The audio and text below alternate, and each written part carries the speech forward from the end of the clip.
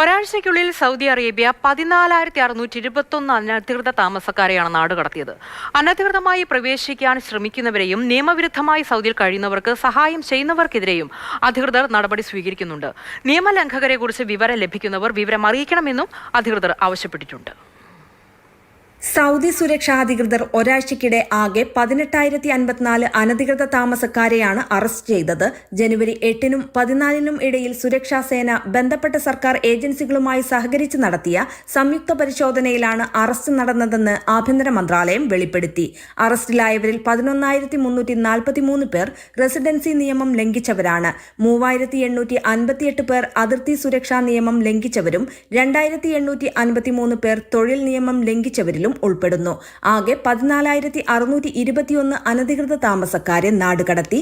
19,835 നിയമലംഘകരുടെ യാത്രാരേഖകൾ ലഭിക്കുന്നതിനായി അവരുടെ നയതന്ത്ര ദൗത്യത്തിലേക്ക് റഫർ ചെയ്തു.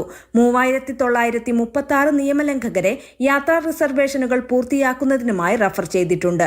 വിദേശത്തു നിന്നും സൗദി അറേബ്യയിലേക്ക് അതിർത്തി കടക്കാൻ ശ്രമിക്കുന്നതിനിടെ പിടിയിലായ 1,491 പേരിൽ 40% യമൻ പൗരന്മാരും 59% എത്യോപ്യൻ പൗരന്മാരും ബാക്കി 1% മറ്റ് രാജ്യക്കാരുമാണ്.